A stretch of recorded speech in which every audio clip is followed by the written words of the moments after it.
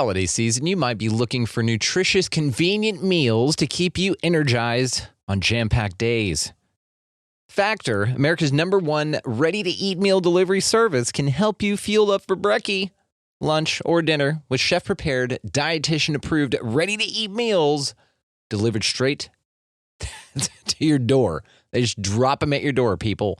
You'll save time and eat well. You'll stay on track with your healthy lifestyle while taking all of your holiday to-dos in stride with good meals in the tum-tum. If you're too busy with all this stuff, these meals are easy to get done. They taste great. All you've got to do is head over to factormeals.com/expandingreality50 and use code expandingreality50 to get 50% off. That's code expandingreality50 at factormeals.com/expandingreality50 to get 50% off. Grandma, can I have the chocolate chips? This secret recipe moment made possible by Emory Heart and Vascular Center. When Grandma needed heart care, she came to Emory. The difference? Emory Healthcare performs more heart procedures annually than anyone else in Georgia, which means better outcomes for our patients. And we offer advanced and personalized treatments developed by our top specialists that others don't. Like Grandma knows, where you start your heart care matters. Smart Cookie. EmoryHealthcare.org/smartcookie. A choice right now, between fear and love. It's just a rock. Out of the dark night of ignorance and into the shining light of truth. Expanding reality. A population of citizens capable of critical thinking. We don't see things as they are, we see them as we are. There's a level of reality where everything dissolves into an ocean of energy. We empower our experience by insisting on our authenticity. That's very profound. Very. Expanding reality.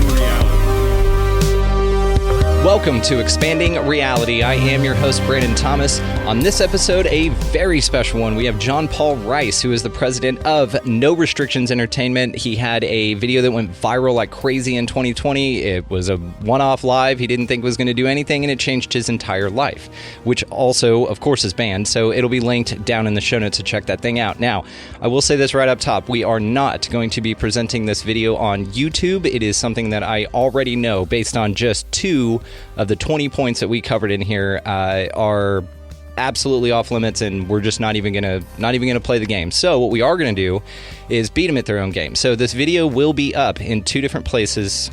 At least. It will be up on Rockfin, which is linked down in the show notes, and it will be up on our website, expandingrealitypodcast.com, which is also where you can expand your experience with us here on the show through, like I said, Rockfin. The link is there. Merchandise, all of the socials, everything is there. Our premium content for memberships, for our expanded content is up there. Make sure that you check that out as well. So, the summary of this is it will not be up on YouTube, but you will be able to find the video linked in the show notes. Along with in the show notes is going to be Corey Diggs, which is a resource service that we talk about on the episode, as well as a lot of other reference links that we discuss in here for you guys to check out and explore. So make sure that you take advantage of that if you fancy. So also affiliate stuff. So we joined with Food Forest Abundance, and that is, of course, Jim Gale's baby and his pride and joy, and we love Jim. So that is how you get your freedom from fear on. The link is down in the show notes, as well as if you want to start your own podcast, use the hosting service I do. Link's down there. Libsyn, they're phenomenal. Could not recommend them enough. Another thing, if you're going to buy any damn thing from Amazon, it doesn't matter what it is. If you would like to buy anything from Amazon, use my affiliate link. It is also in the show notes. That is how you help the show, just by buying something you were going to anyway. It's like the easiest thing ever. So we're super excited to be a part of that. So there was a lot in there, guys, but beyond anything, just a heads up, I guess, for the listeners. This isn't your normal show about UFOs and stuff that we normally cover on the show, but I just wanted to kind of give a quick overview that it does have some topics that are pretty sensitive, like the porn industry, COVID, pedophiles, politics, society, critical race theory. We talk climate change. I mean, there's a lot of incendiary topics to some people.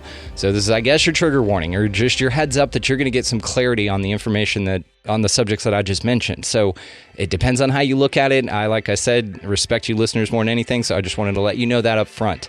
So beyond anything else, guys, John Paul Rice is incredible. You will absolutely love his perspective, his passion. This conversation is wonderful. So without any further ado, let's do this thing with John Paul Rice. All right, everybody out there in the listening world, thank you so much for joining us. An incredibly special conversation today. We have the great and powerful John Paul Rice here to hang out with us. John, how are you, brother? Brandon, doing great, and thank you for having me on. It's a real pleasure to be here with you. Dude, this is awesome. You and I connected over Instagram, which I'm a big fan of that modality in a certain sense, because there's some really cool things, like anything in life, right? I mean, some of it sucks, some of it's awesome. The awesome part is that you and I connected on there. And so, of course, I'm very familiar with your viral video, which we are going to talk about. And so I'm very excited to hear what you've been working on, what you're into now. And you're just one of the most passionate people that I've ever met in regards to human safety and in the collective and in where we should be moving forward, not where we're stuck. And I'm a big fan of that perspective. So before we get into this, do you mind just letting us know just a little bit about yourself? Sure. Thank you for the introduction. My background, for people who may have heard or know a little bit about me, my background was roughly 20 years in Hollywood. Got my start in Remember the Titans as an actor, one of the football players, and moved to LA the year after that premiere. Got into We Were Soldiers with Mel Gibson, had an agent and a manager early on. I was a talented actor, totally raw talent. And in about 6 months, my career path changed into finance, sales, distribution, and creative with a brand new company. It had only been around maybe 6 months, called Senator International, which is a German division of a company in Berlin. And that became a 4-year education for me to learn about the business of film internationally and domestically. Mostly on the business side, started in creative. I had certain gifts there, but ultimately I didn't gel with the personalities of certain people. And my value system was probably a little too, I guess, good for Los Angeles, in the sense that, ruthlessness just doesn't play a role in my upbringing. Always believed in things in merit. And prior to Los Angeles, at 17 to 21, I took my father's company and generated $4 to $5 million in sales revenue in 4 years. I had no marketing degree. I had I could see things, and I didn't really know that. I just realized that a lot of my instincts came later, learned from survival in childhood. So these were being highly attuned and sensitive to certain things, and not feeling right about myself, but still trying to accept myself. But I just always, I went into the banking industry after that while producing movies, and had a near 14-year career in banking, having no college degree, moving my way up to nearly, 6-figure salary, promoted 6 times in 10 years. Financial crash, all that. You just see, you're just getting life experience in a job, but you don't necessarily know that it's computing to your higher understanding of how things really are in the real world, right? And making the films that I did, I was totally the guy who thought I would be a big time producer and, move and shake things there in that town. And I had a lot of people tell me that potential, or saw that potential. But a series of unfortunate events, I guess you look at, but it's grateful that they occurred, was that I ended up making my own films and financing them with some investors, crowdfunding, and my own money. And And 7 films later, I'm into my 8th, and they're independent films that took me down a path that actually took me out of Hollywood, because of the fact that when I looked back on all the subject matter of what I had done in features, not documentaries, dealing with 1 Hour Fantasy Girl and prostitution, dealing with Memories of a Lost Love, which is probably at least my personal favorite, which is about child abuse in the home. But it's done in such a way that it's a mind bender, but it's not horrific. There's nothing graphic really about it. It's the idea of what reality is and what is real and what isn't real. And then getting into other things on parallel dimensions and life force, and being led then into mental health of young men in college who have 1 year to go before they graduate and they fall in love.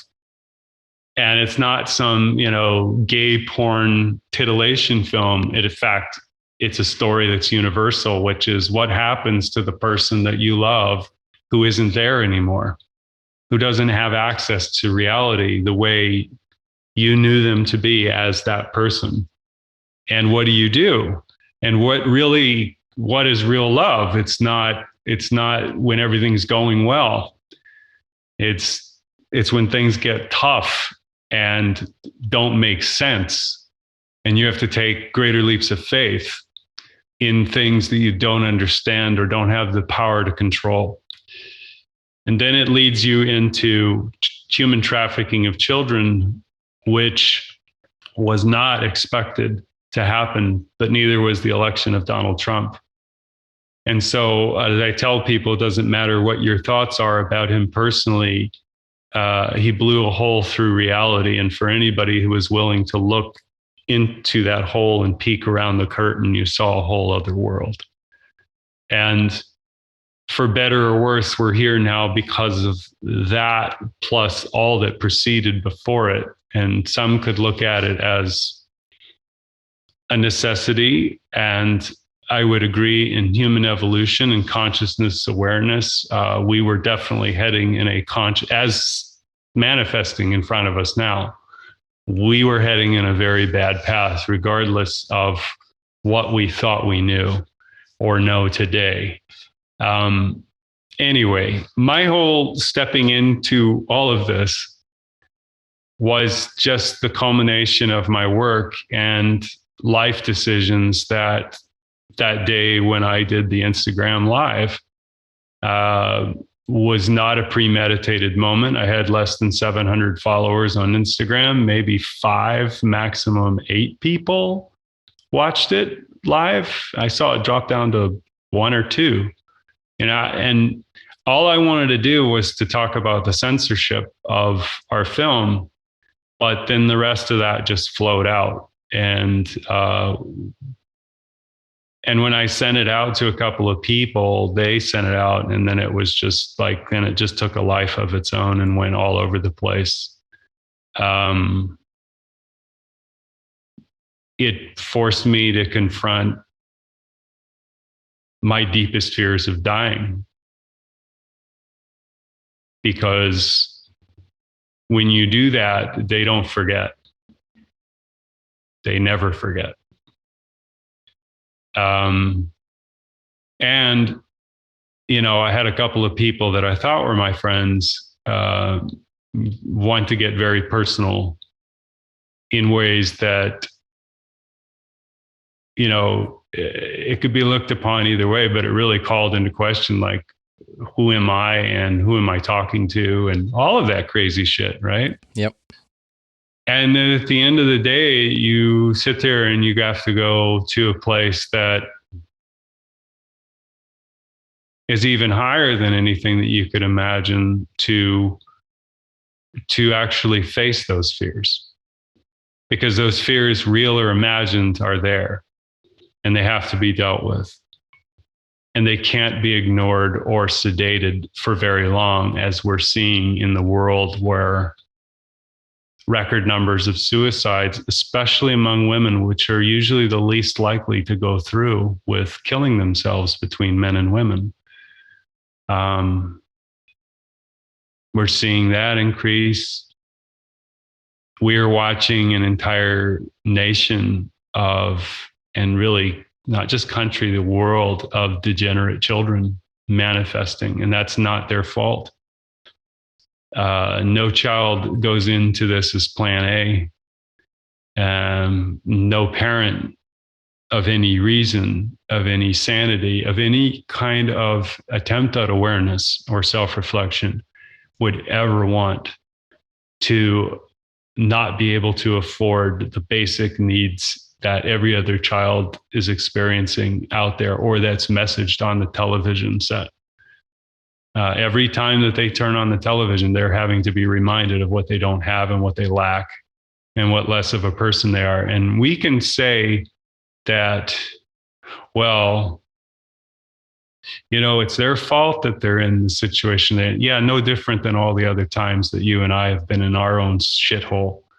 It was our doing, but did we know that at the time? Were we aware of the fact that we had put ourselves in that position at some conscious level? No. My mother and father were beautiful children. In their baby pictures, in their child's pictures, in their high school pictures, they were handsome. She was beautiful. She was a prom queen. She was a tomboy. She wanted to love like everybody else, but what horror that she had to hold inside and live as a child, wanting to run away from that reality with another man who unfortunately had the same fate in a different way. These are people who had money. They were highly successful. My father was an incredible athlete. He went to Notre Dame. He was a successful businessman. And when he died, he had no money in the bank, as his company that he had sold prior years was worth over $20 million in annual revenue and sales, with all of that potential. And he was a self-made kind of guy. He built things with his hands. He created things with his mind. And he sacrificed, not in the way for what you would hope that your family, you would do it for his family, but he could only go in the direction that he had been set on. And when we're in a time like today, I guess I'm bringing that full circle. Our parents didn't have the language. Our parents didn't have the understandings. Our parents did not have the capacities that we have today to be able to speak into existence the truth and be heard and listened to simultaneously. And this is going on everywhere, all over the world, in little tiny ways that we don't see. But why it's important is because it concerns all of us. At the end of the day, like the work that I did and why I did what I did, I can't explain it. And if you had told me that this is where I would be right now in relation to my understandings of things back then, you'd be like, time out. Yeah. I didn't sign up for this, right? I, John, have got to look out. Like, I'll go this far, but I can't go that far, right? But it's not true. And why I say it's not true is because none of us have a guarantee on when it ends for ourselves or in relation to the people we love or think who love us.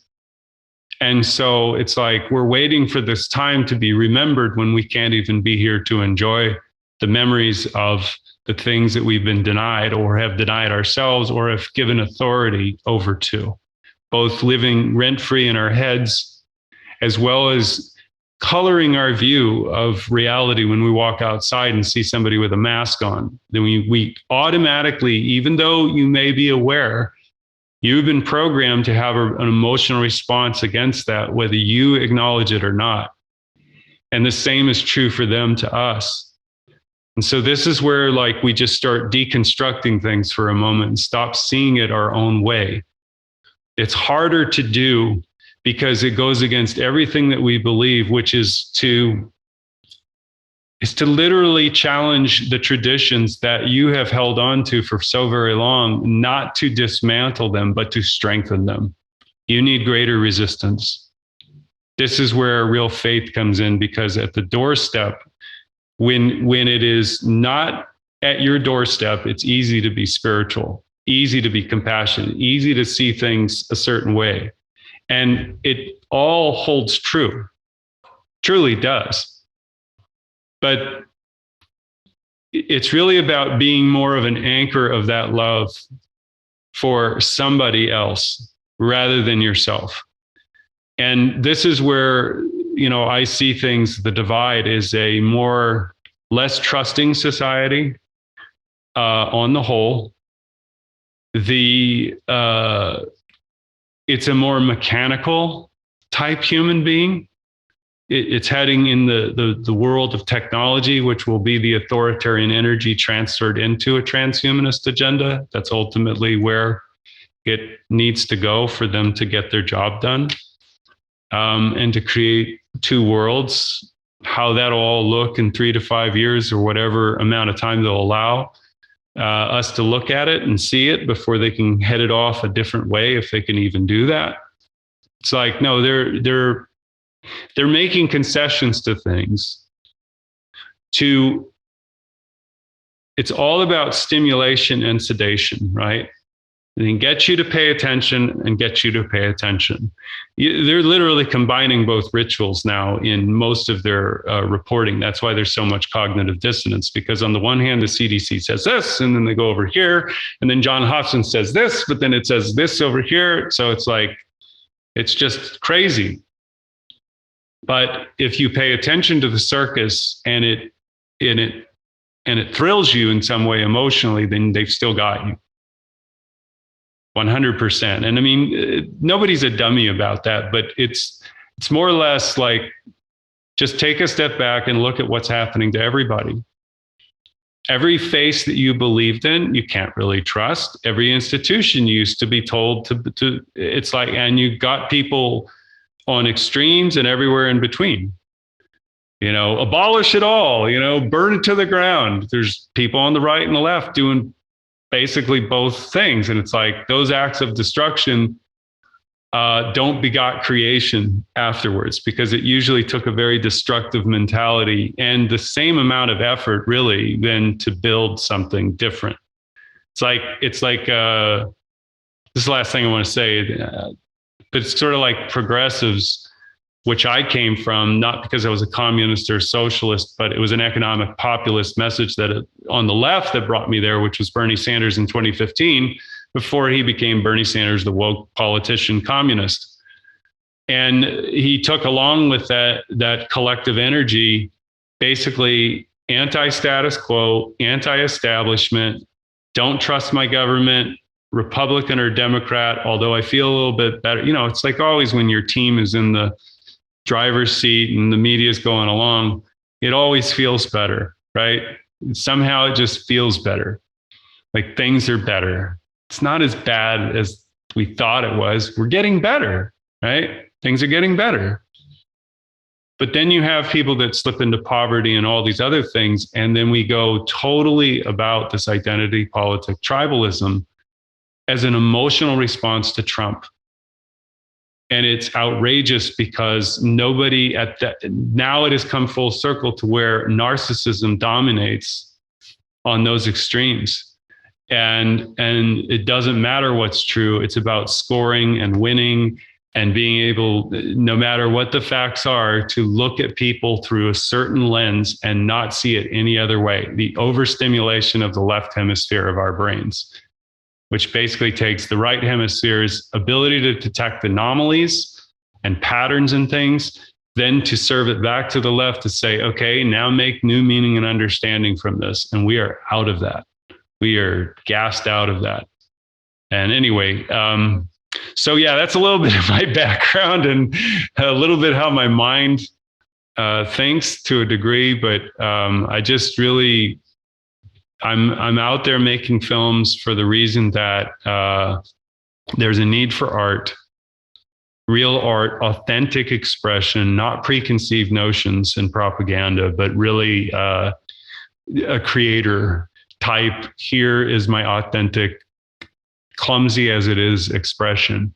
And I'm going to let you judge what you you take from it and what it means to you. And if you appreciate life more because you see Game Day and it scares the holy crap out of you, because how can people argue and yell and fight like this? And there's a lesson in there, but it can be intense. It's not like, it's not easy. Neither is life. And we've been given a sugar coating of crap for a lot of years, but really in the last 10, it is just a shit fest in terms of what people call entertainment, reboots, remakes, prequels, sequels, dystopia, spiritual, basically satanic evil, curses. I mean, I'm not like sitting here going, oh, like some purist, but I'm like sitting here going, where are the stories of all the things that we love and crave to have? The Notebook is a perfect example of something that actually has universal themes in it. And it also deals with mortality, death, and mental illness without preaching it. But it's the pain and the longing and the suffering and the denial and all the things in between of that drama. And we don't have that today. What we have is everybody is saying what they think and how they feel. And all the scenes, there is no growth in the character. It's contrived, little quirky kind of, quippy kind of moments where it's almost like juvenile behavior. And it's Jerry Springer's show, but in a really sophisticated McDonald's hamburger. It looks really, really good and it'll taste good on those bites, but man, is it going to leave a nasty stain inside your, it's a false inversion of truth. They don't have love or romance anymore. It's just whatever pleasure you desire, go for it. And I'm not some Quaker filmmaker. Okay. Show the real consequences of living your life that way. Don't fucking glorify, adulterous behavior because it's really what women secretly want to read about and shit like that. And it's like, we wonder why we have women who are hateful of men and men who are, mistrusting of women. But that doesn't justify their behavior, but culturally and socially being conditioned this way over decades has only made matters worse. And it's basically only fueled more hatred and more anger and more divorces and more broken families where children are having to pick, who loves them, if that's even true. Anyway, so let's go for it, man. I'm all open to whatever you want to talk about. That's kind of just my spiel today. It's perfect, man. And of course, you guys know this, listeners. I'm going to be linking all of the ways to find him down in the show notes. And you did send me your Game Day trailer. So at the end of this video, I'm actually just going to play the trailer in full with your permission, of course. Absolutely. And so for the audio-only audience, go ahead and just check the show notes for expandingrealitypodcast.com, and then the video will be up there, and that's where you can find the trailer. I'm also, like I said, going to be linking all of the ways to find you. So just wanted to let the listeners know that. I am fascinated by your perspective. I think that you've nailed this thing 100%. I also have questions about the difference between authenticity and incentive. So it seems like what we're experiencing right now is a lack of incentive to be authentic. And it seems like what most people are incentivized to do and encouraged and openly mocked for not doing is submitting their humanity for the system, for whatever ideology is popular this week, whatever brand of jeans they say you should buy. So what do you think is the way that we break out of that? Do you think that it's an issue of options, as far as there's not enough out there for people to pick from as far as an authentic source? Or do you think that it's an incentivization program that's way more enticing than you being really you? Wow, that's an excellent question. Well, I don't think there's one answer that will satisfy both, but I'm going to take a shot at trying to kind of bring two hemispheres together. Maybe I don't know. Well, let me take a shot at it. So the first part is it's basically like there are people that are utilizing this time to awaken, grow up, mature, sort of develop themselves on a level that, in steps or however they're doing it, is unplugging from the matrix, right? In ways that they can or understand how to do. Because I don't think there's nobody out there that possesses the omniscient knowledge of everything that's actually going on and could sit down and, in a short period of time, try to hammer it out and then go, okay, here's how we fix it too, right? Because that would be like overwhelming. Right. First and foremost, our belief is what makes it real. Our energetic, emotional, mental, psychic, everything that you plug and play into is having an effect on you, in your subconscious mind. Anything that you listen to, it's not about being paranoid, like, 'cause you can get really like crazed about this, but basically everything is a mirror that you surround yourself with. And so there is the, ability to have compassion, empathy, forgiveness, unconditional love when you've had it at the deepest places within yourself. That's my belief. That's what I've been shown. That's what I've seen. That's what I've struggled with, is that the lack of forgiveness within yourself for the guilt and shame that one may carry in very quiet and subtle ways that most people don't even see or know. That is the thing that anchors us into their matrix. And it seems that for some, I've lived with it. I've learned it as a teacher for me, as opposed to something that is just this ugly, nasty thing over here that I don't need to deal with, or don't want to, or don't have the time to, or whatever. I'm not judging people. But here's what I do know. It keeps you out of a creative solutions position. And it ultimately defeats any of your ideas before you even attempted them. You give yourself limited choices between this or that, Coke or Pepsi, Nike or Reebok, right or left, Democrat, conservative. It's just like limiting your choices, because everything has been baked down to a common denominator of things I will never attempt to do, things that I've tried before and failed at, or did not have the outcome that I wanted, right? But not learning the lesson of what caused the repetition and the loop and the cycle.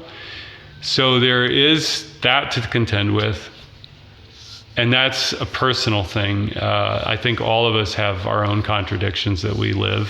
And I'm not saying it's on some kind of like horrible level. Like, it doesn't have to be where you're a borderline personality and, you have, that's not what I'm talking about. And this is really more so, it's like establishing a baseline of humility, which is, I don't know, but I see you suffering, and I know what fear feels like, and I know how reality as they are experiencing it is as real to them as mine is to me.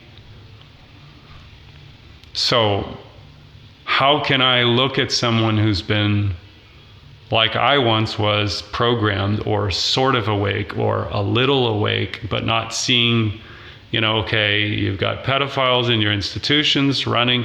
It doesn't compute. It doesn't compute yet. That's too big of something that is, in their reality, is not verifiable, because you just hand them facts and data and make the connections, and you've got to meet them where they're at. I had to learn this. So this is to answer maybe that part of the equation. How do you defeat that hypersexualized, materialist, violent, glorified culture, right?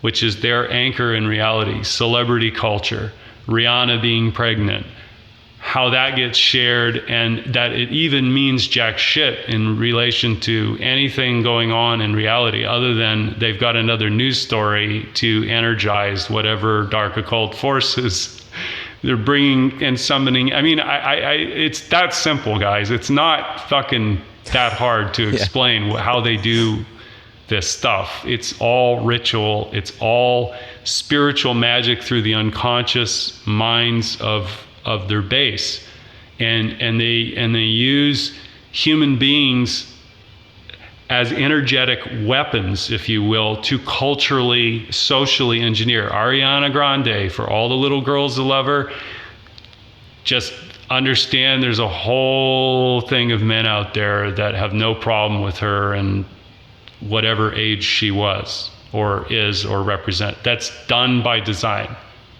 Whether she knows that whole story or not is not the issue. She's got 5 to 6 people who are literally in her face all day, handlers, as you call them, whose number one job is to serve the record company's desires. They are not there to care for her. I mean, they will, but if they're not paid, and like everybody in that system, the way the hierarchy is stacked, everybody's needs are already pre-identified, and money and opportunity and the next one who comes along. Like if Ariana Grande had a mental and emotional breakdown, would those people still be there who could go, who are literally offered another job the next day to keep them in there, or they'll be thrown away? It's so hard to imagine the hell that most of them live in and are, because they have 3 to 5 minutes here and there and an Instagram post here or there. And it's like, people are taken in by it because, again, it's a fantasy to be able to have somebody, and it's just really simple. If you don't have the foundation in your family with a good father and a mother who care about you, somebody else is coming in and giving that message to them. Somebody else will speak to them in a way that will be taken in, and it won't be the message that you would give your child if you loved them. And that's the part that's the hardest, because you go, well, they're taking that message in, it's having an effect on their body and their mind, which they can't see. It creates, if you look at it from a ritualistic standpoint, I mean, some of the songs that come, in 2018 and now here, it's almost like bookends. Ariana Grande had No Tears Left to Cry in 2018, and we come to The Weeknd, who says, save your tears for another day. Now, you could say, okay, that's a little, but the two of them did a duet. The music companies are the ones, the people running the whole thing. Everybody is a true player in that world, a true believer, according to his or her own understandings. In fact, if they knew everything, there's only a few gatekeepers that are trusted like that. If everybody knew everything, there's too much risk there of somebody going off the rails. It's bad enough that there's already people out, the evidence of CNN, and that's just the tip of the iceberg, really. But it's like, yeah, they're some of the most effed up people. They're on the most drugs. They have some of the most borderline psychotic personalities that exist off camera, because they have to drug them up in order to get them somewhat cogent and sane. They're the best actors money can buy. That's why they're there. They're there to imprint upon you through NLP, sex and death, and NLP mind control tricks, sedation, stimulation, back and forth, turning the dials to get you to forget all about where and how you got here. Somebody else has to pay the price. So you're dealing with an authoritarian energy that has been released through the rituals of trauma, given everybody the fear of dying. being afraid of, all the facts you can go through that show what a joke the whole thing has been in the way it's been managed, messaged. I mean, it's almost like a sloppy sociopath's work by design. And I could give you evidence that there's reasons why it's allowed to happen for darker reasons. Because again, two sides of the same mirror, coin, whatever. I say mirror because mirrors reflect back what you project onto them. So one will see it this way, another will see it this way, and a half dozen other ways in between. And the only reason why that exists is not so that everybody can see it and finally go, oh, yeah, this is bad. It's because we already knew it was bad. And the fact is that it exposed the people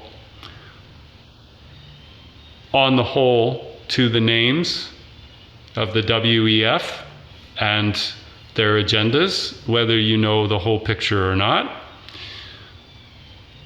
And it also showed the worst in humanity when it came to obeying and consenting to authority through fear and believing that the person across from you who should have the same, like, hey, I don't want to die either.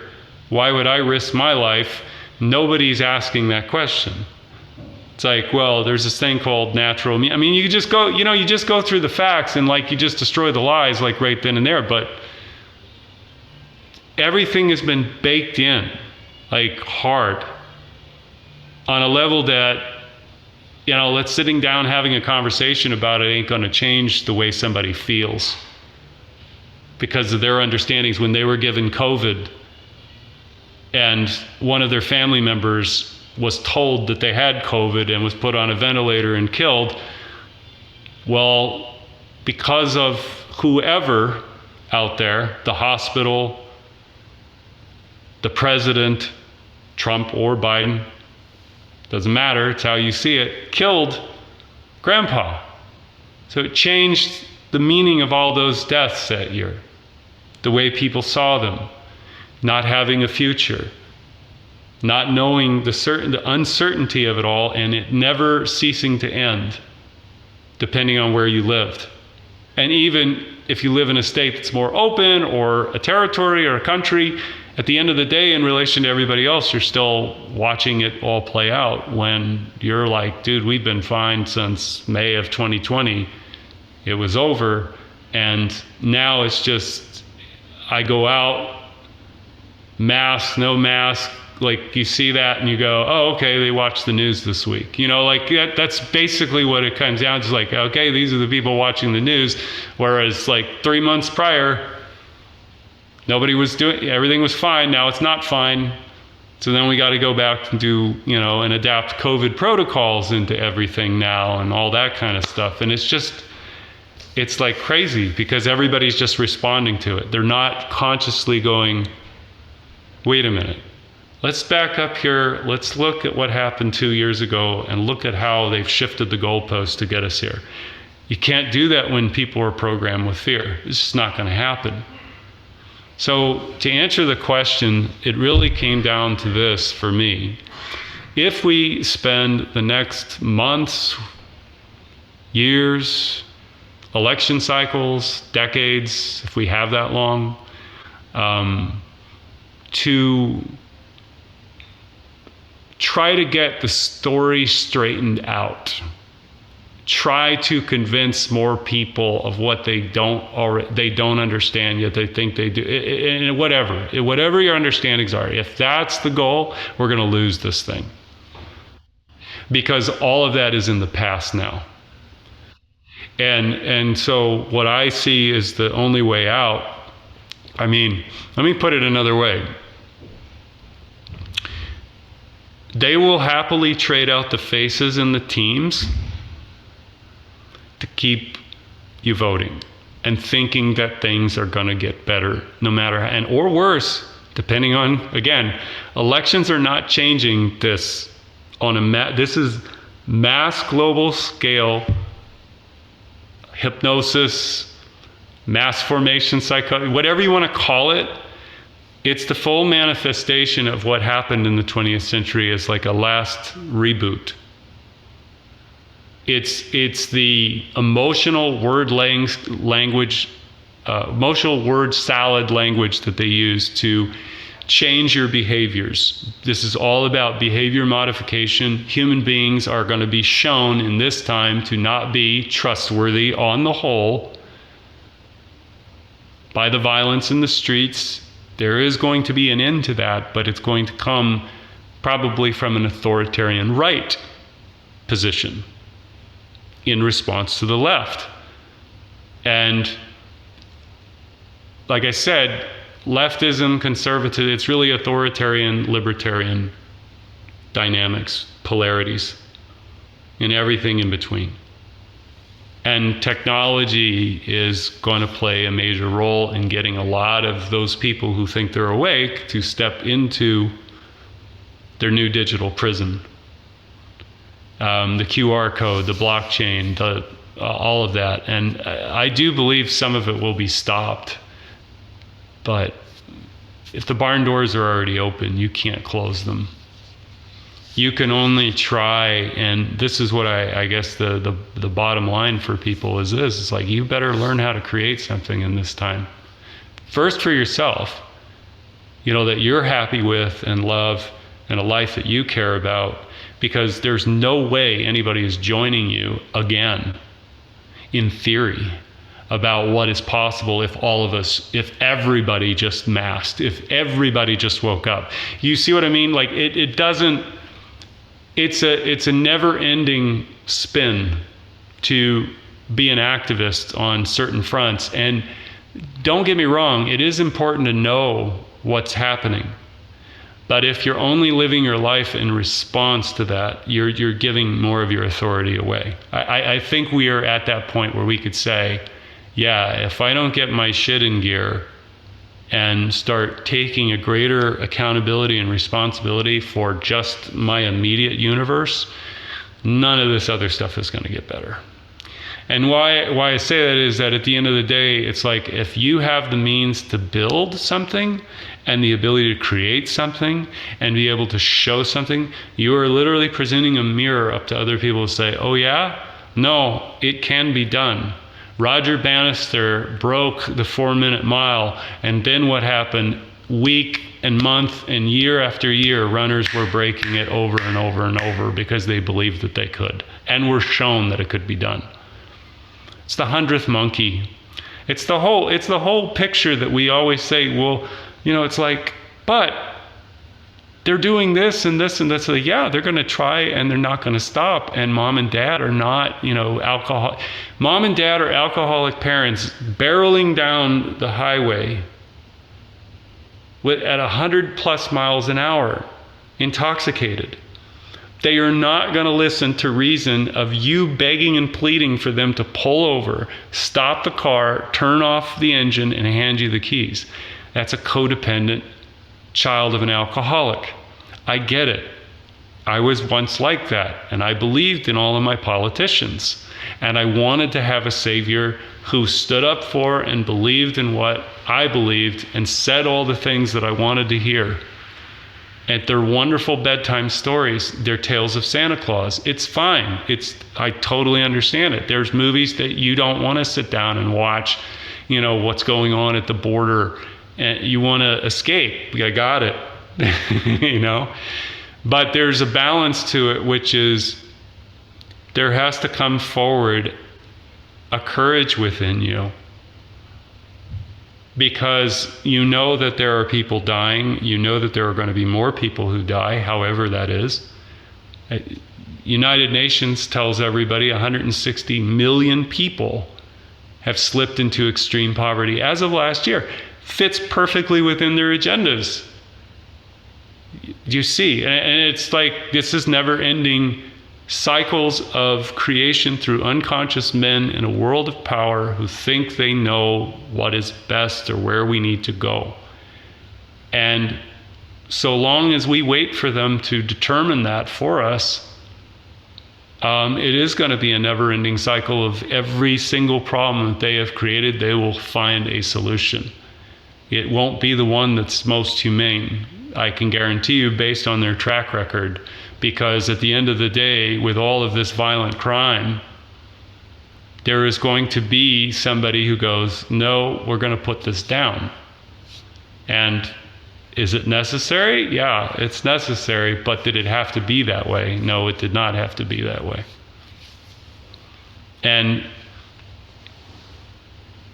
I guess it's just simply this: you're going to have to build the bridges for the future refugees, where the land and the water and the resources are, where their mind can get into that creative space, because they're seeing it all around them, and it's reminding them of their own child coming alive, wanting to be alive again and feel connected to something that's bigger than themselves. These energies, authoritarianism is dominated by narcissistic behavior. And when things get bad enough to justify certain measures and it gets rid of the problem, that's what people want most, is getting rid of the problem, not, hey, don't sit here and tell me what kind of program you want to run, to fix society, because we've already been down that road. It's more cynicism. It's hardening everyone. And for what purpose and how it's being done and why it's being done, well, there's plenty of evidence to suggest when you price out all the trajectories, it's basically to decentralize the population into tribal regions. Smart cities are going to have their own kind of collective mentality and energy, and then there's going to be everybody else. And it doesn't mean there's going to be everybody else like black and white. You're really going to have to get to know each other in a way that you don't today, because of, this is the reprogrammer right here for the brain. This is the one that rewires and changes your perception and conscious levels of awareness, for better or worse. But we need to diet ourselves if we can, really turning off notifications, getting outside, getting into earth, grounding, getting your mind off of all the things that are going on in order to keep up with the story and the chase. And I'm not saying that people don't do this. I'm not saying people don't do this already. But I have my own compulsory, addictions when I see stuff, and I'm just like, man, am I going back into this or what? And it's like, at a certain point, it can either be running out, into my intentional community and just waiting for the world to burn, and I'll just be okay, with my cacao ceremonies, and there's nothing, I'm not like putting that down, but I know it's more than that, right? It is intention. But the truth of the matter is that everybody's one piece of another, not greater than or more than. It's got to be within your time and space that you find yourself in, where you're going to try and change things. And it could be just as simply as like putting plants around you, get living things around you, cleaning up. I mean, I know this is like, people talk about it, it's like clean up your room, and all that. It really, it's important to do these rituals because they're patterns that you're reminding yourself, and compartmentalizing organization and everything else, versus sort of like drifting here to there and getting to it when I can. It just needs to have some kind of order to it that makes sense and is productive. I'm talking about like on the practical level. But no, we're going to have an entire degenerate generation of children.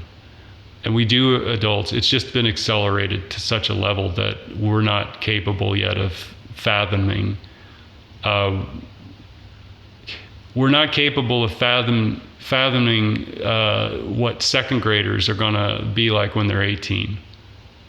In a world that messages that childhood education should now include, gender fluid children, non-binary, transgender rights, children that can go and get life body-changing drugs without their parents' consent, where there are people who are pedophiles that are in our institutions who believe in sexual education of children and in being exposed to sexuality at a very intense level before puberty.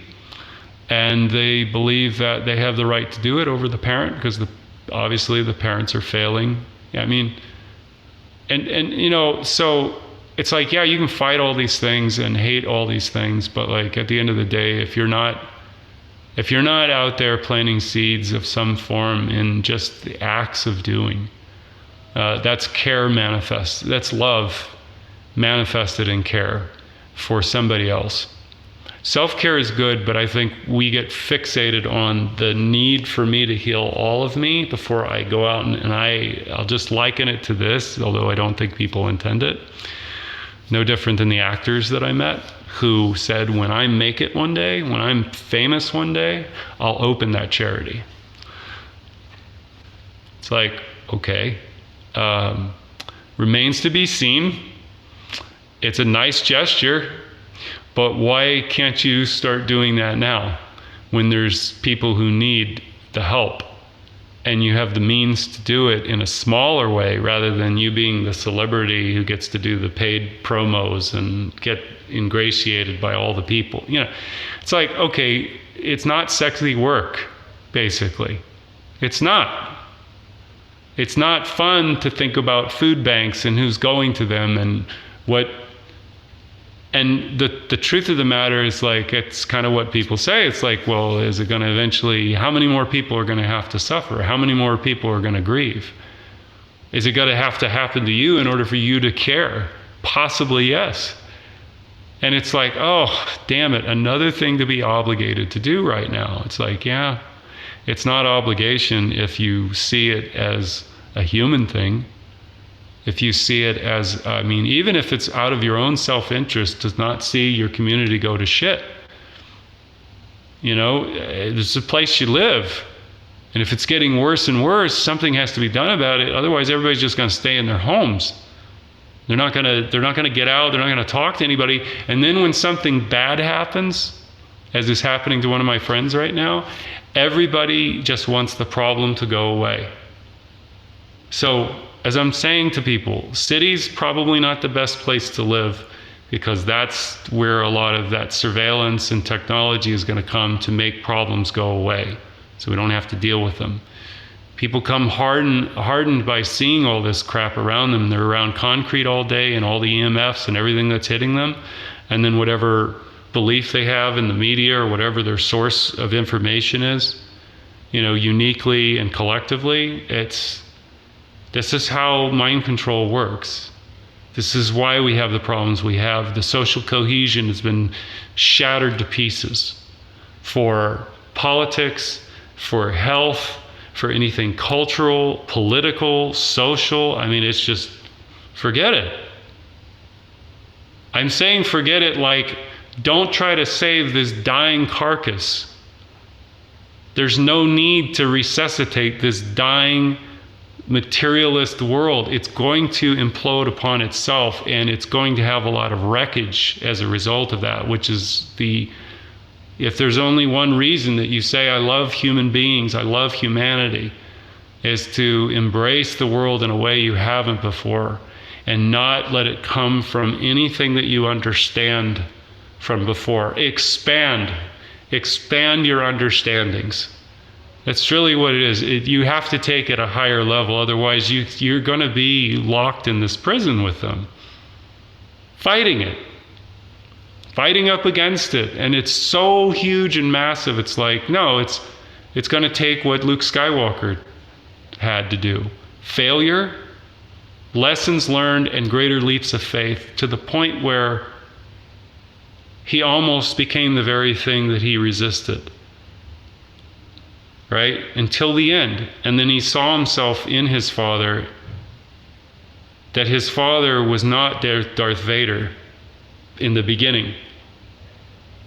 And that his own hatred and anger was what blinded him. And it's also what blinded the emperor.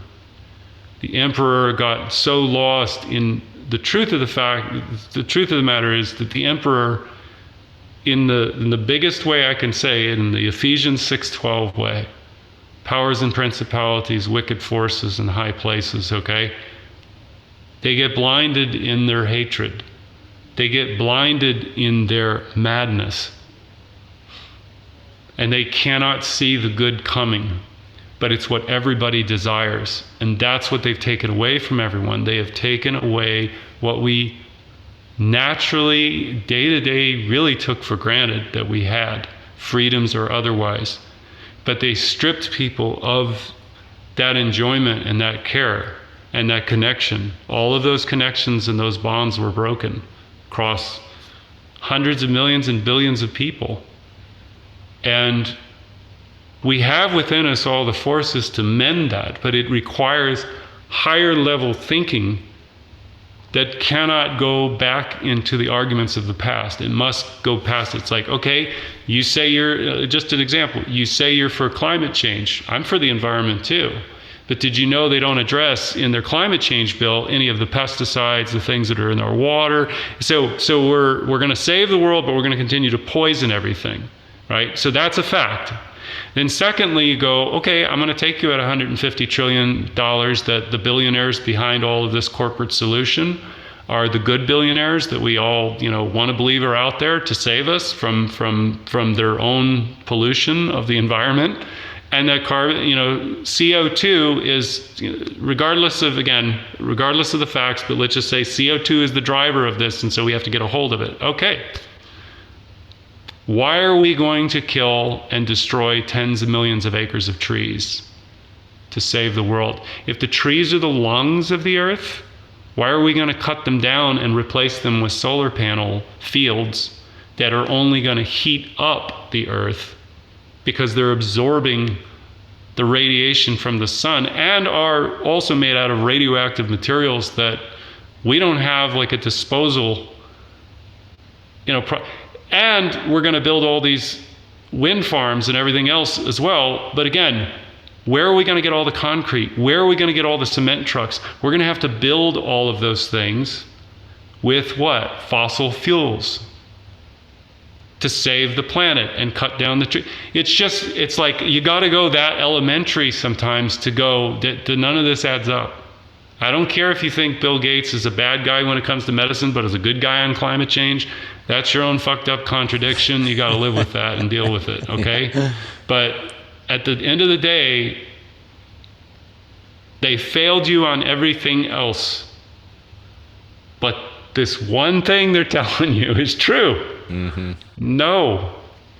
Hillary Clinton said it best in her WikiLeaks. We have a public position and a private position. That wasn't limited to her. That's how it works. They have a public position that you vote for, and they have a private position that you don't vote for and wouldn't vote for. And they said that you wouldn't vote for it because the public would not, quote, understand it. Yeah, because it's screwing them. So it's a lot. How do you tackle that? You can only do it one person at a time. And it simply is that you have to bring heaven to earth. As above, so below. However you want to phrase it, it's on earth as it is in heaven. The bindings here. Those are anchors that are energy. And they have a frequency and a vibration, and they do affect matter around you. It's not, we see ourselves as separate.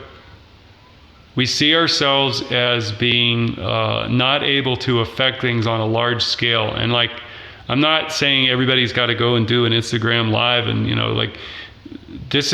but what I'm saying is you just don't know what trajectories you're changing both within yourself and other people when you act out of care for somebody. You just don't know. Have the act of care for yourself. My God, what you could change when people see that difference in you, that you're not what they thought you once were or had been before. And it's not to show them off. It's to be a light unto the darkest things around you, that you at least have the sense of self-reflection to go, maybe I'm doing this wrong. Maybe I got to reconstruct the way I think about all of the things that I used to believe in, or even the ones I've let go. Maybe I got to revisit them. Maybe I've got what one guy said, and he was really smart. And it's a hard thing to do, but he said, I literally visualize it like I'm setting a boat in the stream, a little toy boat in the stream, and I'm just letting the water come all over around it, and then I'm letting it go, and I'm letting it just float away.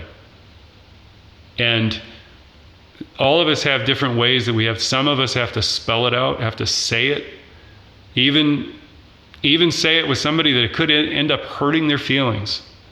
But it's the truth. Now, see, this is the crazy thing. We've got to be careful with that in terms of, well, it's the truth. Well, yeah, but there's that, and then there's you being the adult in the situation and going, okay, how is this poison pill going to be best handled for both of us? You know, you can drop a bombshell on somebody, and then you're going, well, sorry, it screwed you up. Got to deal with it like everybody. Well, if you're the one giving the bombshell and you knew that it was going to, it's sort of like you got to say, okay, it's going to be painful. I'm going to walk there with them, even though I probably don't want to. Sometimes I will withdraw. I'll get uncomfortable. It may require several steps, but it really comes down to whether you want to repair that. You have to make the decision. Nobody can convince you. Nobody can tell you. Sometimes, like me, it takes several years of bad lessons to say, okay, if you keep doing this, yeah, it's going to keep happening this way. Anyway, I'm being very general about it, but it's a very difficult thing because, I mean, we have virtual reality porn and metaverse, regardless if that metaverse stays or something else comes and replaces it. The VR chats in the porn world are such dark holes, where we have young children on there as an avatar dancing for, a 40-year-old Japanese businessman, and neither of them see each other's faces.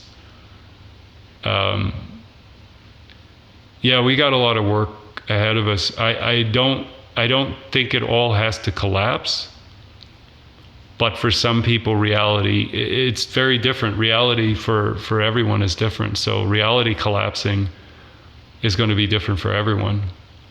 What replaces it? I'm certain they have everything ready to go.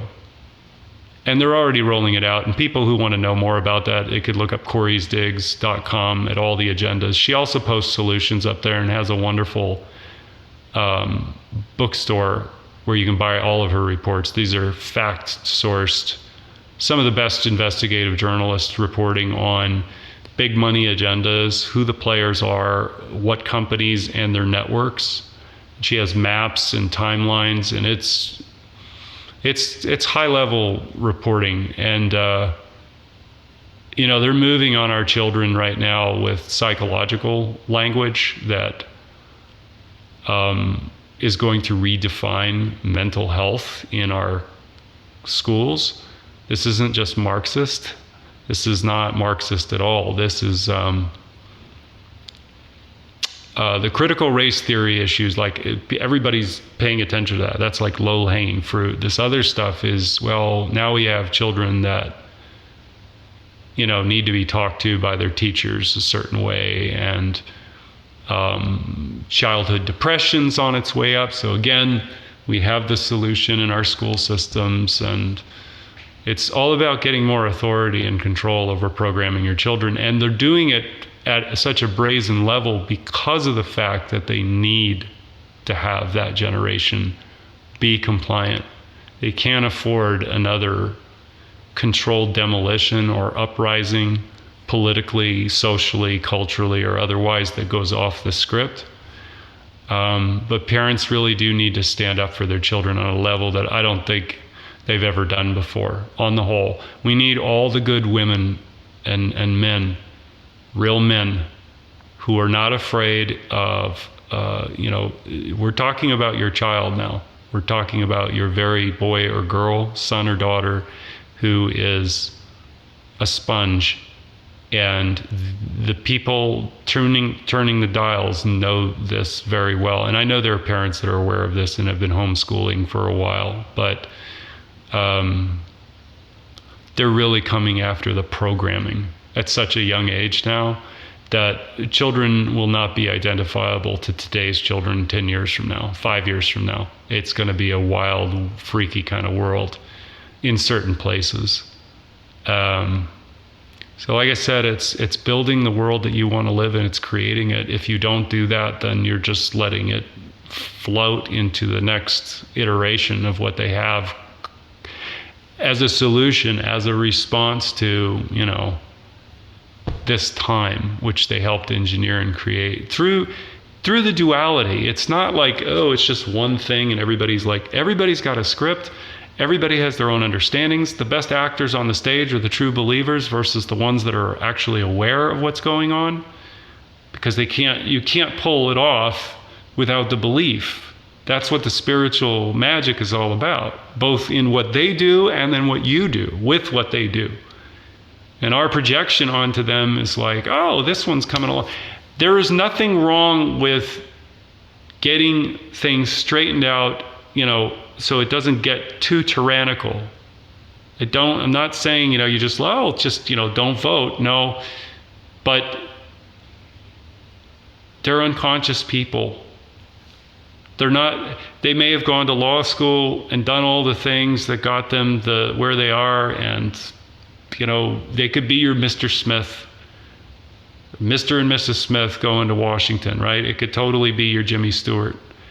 But the truth of the matter is that they're one person, and you all are billions and millions and hundreds of millions and billions of people. It's like, again, they get us to pay attention, watch it on our phone, think that this is real life and what's going on, and they tell a lot of truth too. Tell a lot of truth, but it's like, at the end of the day, is this solving anything? Pointing out the obvious of what's going on. It's like, all right, there's only so much people can take. And it's like, okay, we'll just be doing that, I guess, for a while. And that's going to happen. You can't not think that people are going to all wake up and then go, oh, you're right. Yeah, that makes sense. No, it doesn't make sense, because it's not. New information hasn't hit their sphere of reality yet that has shaken them up enough to where they begin to question the nature of their reality. And it could be years from now. 9/11 woke some people up, but it wasn't like, oh, 9/11, now Obama's second presidency. I get something's off, right? I finally have enough data. Anyway, I'm just talking about it at a very rudimentary level, but anyway, we can go on to the next question. No, you're awesome, man. This is perfect. I actually did want to ask you, because there is a lot of stuff going on here. It's a very heavy time, vibrationally, intellectually, emotionally, for everyone, man. And the one thing that we do share in common is fear. And so that's an interesting thing, that vibration is what they harp on. Now, there's some of us who can face those, and we're fine with it, because our authenticity is way more incentivizing to us than to relinquish that for any sort of promised security, right?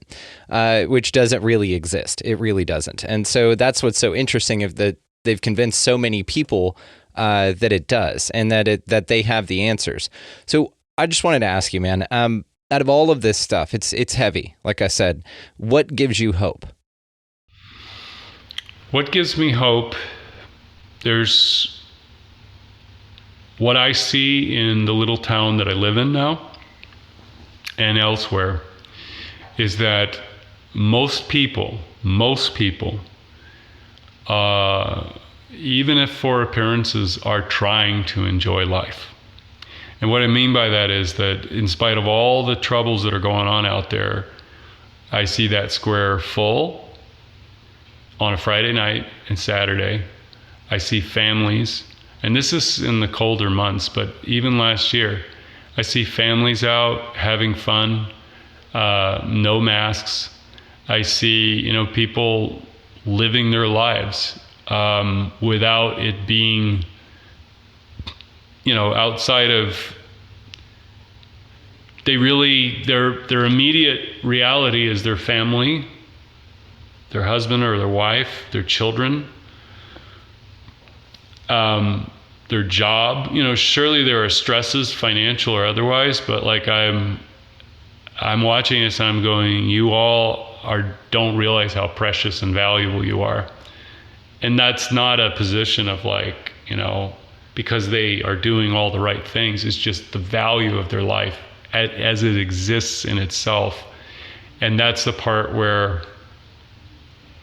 I believe that even now, just having conversations like this and shows like this and information like this, that what it leads us to be is a more compassionate society because of our own awareness, our own fragility, in a sense, and how life is precious in such a level that it's delicate. And it requires a harmonious balance in order to not kill yourself, to not go out of your mind with the level of betrayal and deception and lies that are even existing right now as we're talking, or even in those moments where they're having fun throwing axes, to get the stress out of their work week, or having a beer. Like, it's almost worth just saying that there is so much to pause and be in awe of when we don't let our thoughts run our mind, and miss the other parts of the tapestry or the masterpiece that's in front of you. And so these are people that don't have the awareness that maybe you and I do, but at the same time are embodying something of joy in the moment, or trying to. And so that's where you strip away all of time and you're lost in that moment, which is your time, your space and your time. And how you choose to perceive it really adds something or takes something away from it. Having the full, total understanding of things is impossible, but even having a glimpse at the divine in the normal, in the ordinary, everyday conscious, you find yourself catching yourself where you're judging the day based on how you feel and everything that you have, the way that you understand everything as it exists today in your reality, according to that email or the bill that I got to do or the thing that I really don't want to do. And it's like, I'm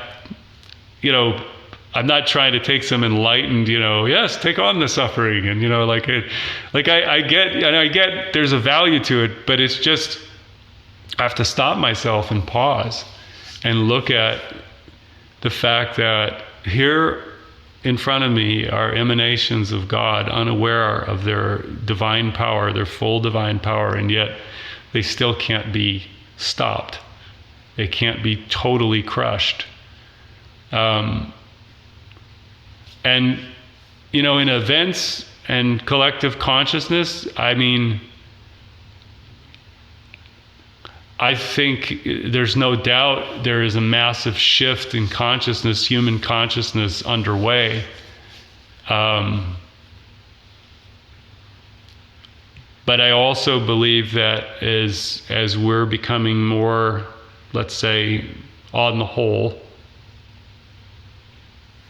awakened spiritually, energetically, consciously,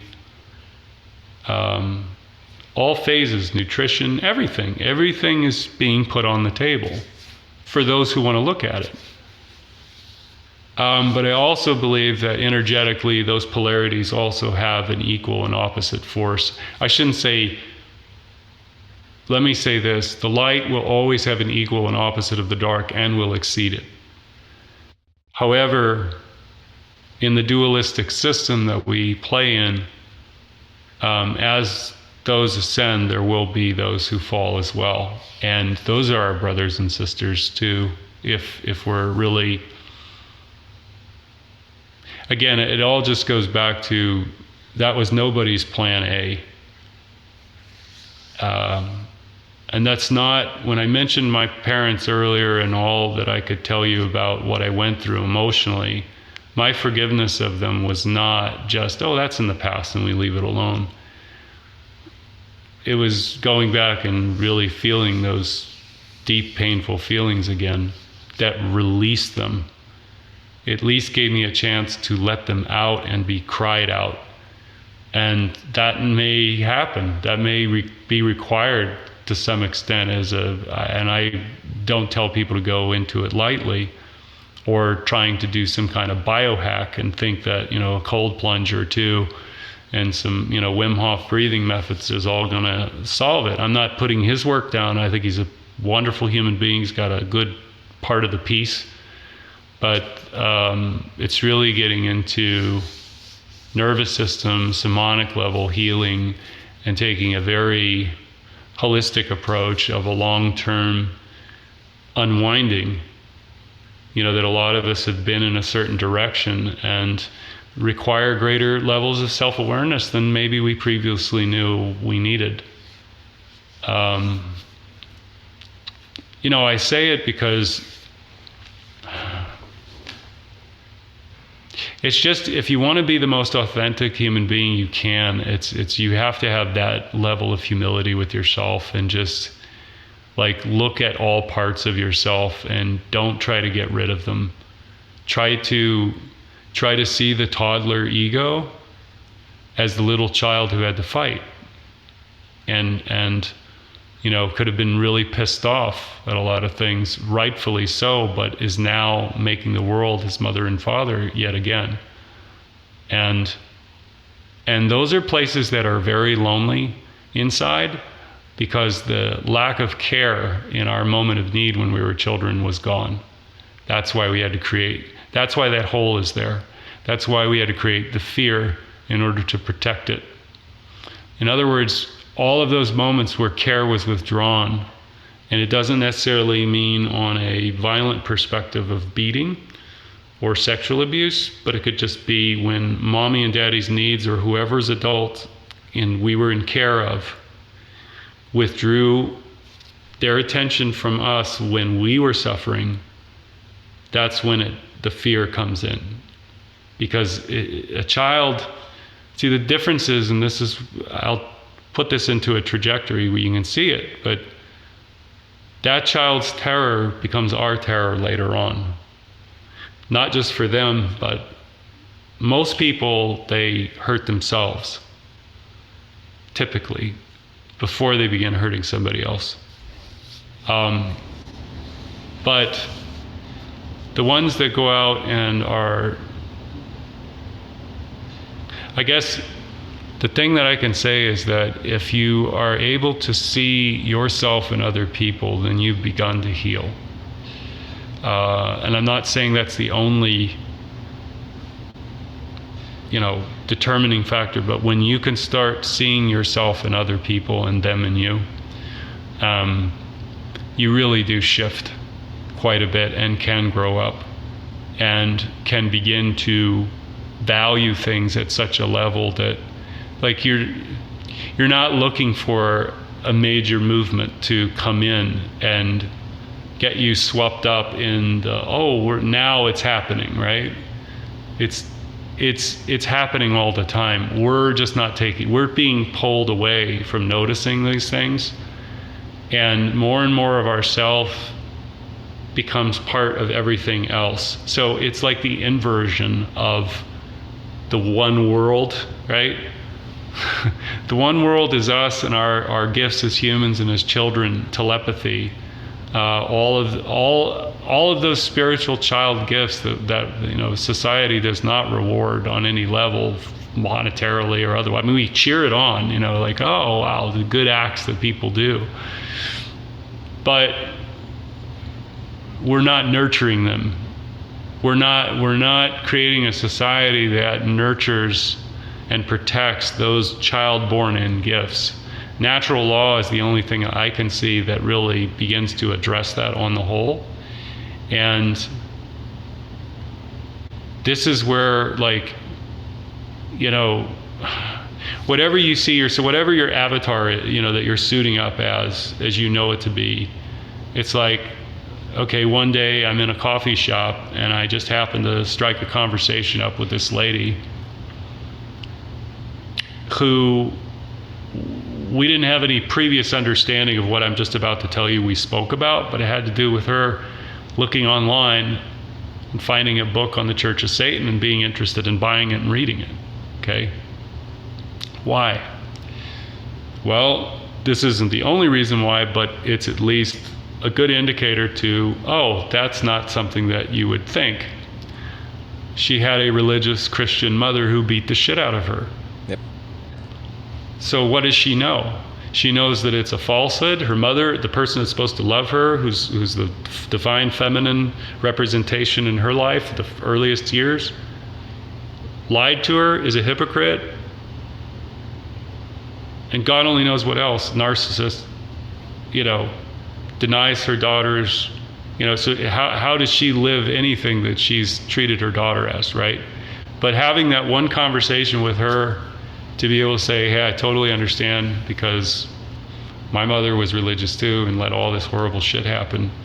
And that doesn't make it right at all. But this path, going down this way, totally makes absolute sense why you would, given that in this time when you're watching all this bullshit going on in the world and you're like, I don't want to have anything to do with it, this one will offer you comfort in relation to the way you feel. And just by acknowledging that and then telling her the other side of the equation, what it really means and where you really go with that kind of stuff, she snapped out of it. Yeah. It's like spell broken. Had a cousin who 100% was going to get a court injunction against her ex so that she could vaccinate her child, you know, with all that I knew. And it's crazy because in the place that she lives, it's like the doctors, the schools, all of it just putting this pressure on them, like, oh my God, they got exposed to COVID, you got to be. Kid didn't even have any symptoms, you know, was fine. And I was pissed because I was like, I spent 3 hours on the phone walking her through it and realizing that I had to meet her at her level. Yep. And so even after all walking her through certain things and just raising some basic questions about, you know, they don't have any liability for any, and there are children that are, you know, having reactions. So the best I could get out of her was, do you think I should wait until a better one comes along? Now, we know what the answer is to that, but she doesn't. So I said yes, because it bought time. Yep. 3 weeks later, she sends me this whole thing. She says, oh my God, did you see this, and this? Oh my God, did you know? All of a sudden, completely shifts, and now has a daily regimen that she typed out and sent to me for getting rid of spike protein. You know, she didn't vaccinate her child. I didn't have to scare the shit out of her. I was able to realize that she needed a matching authority to be able to counter. You know, like, so when Israel called off doing all these different things, wow, that's like, you know, to me it's like, yeah, this is, but wow, that's weird. That shouldn't be happening if everything's fine, right? Yeah. So that's what gives me hope. I mean, if you talk about it in practical ways, those are wins. But they didn't come about just because, you know, I shared an article or two. You have to invest the time with somebody. It's like reestablishing trust on a level in a world that you don't know what's going on and who's telling the truth and who's not. But if they know where you stand and who you are as a person, then all of that good karma, all of those deposits of gold in the bank get reaped and cashed out, and you can really help some people. So that's what gives me hope. I mean, it's pretty bleak, I mean, in terms of like the realities, but I think that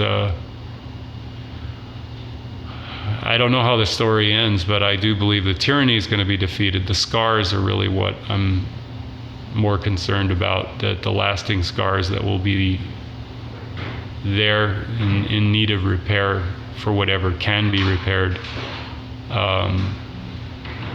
after this time. That's really, yeah. I'm just hopeful that whatever the scars are and whatever's necessary to achieve our sovereignty doesn't out-trump the fact that sovereignty was achieved. Like, as long as we focus on that, right, that should be enough. And as long as you don't sacrifice your humanity to do so, you can alter your humanity, because humanity is a very loose definition. What a lot of people call, appropriate for society right now is just sickening to me and you. So it's very different. You just have to find out where you are. Your discernment is more important now than ever, and that's your compass. So keep that in mind, and make sure that you guys check the show notes for John Paul Rice. All of the ways to find him will be located down there. No Restrictions Entertainment as well, and I'm actually going to go ahead and link Corey Diggs that you were talking about for that information, so folks don't have to go hunt for it. You guys just go down in the show notes. All of those resources will be down there, so there's quite a few to take a look at. JPR, I can't thank you enough, man. Dude, this has been incredible. We have so much more to talk about. My chronic optimism, I feel, is going to rub off on you. And so we're going to talk about a little bit more, but I dig the shit out of this, man. I think that your passion is definitely there. Your heart is definitely there, brother. And we are grateful to have you as an ally in the Soul Tribe. So thank you so much for what you're doing. Just keep moving forward, Bubba. I appreciate it, brother. Thank you all for having me on today.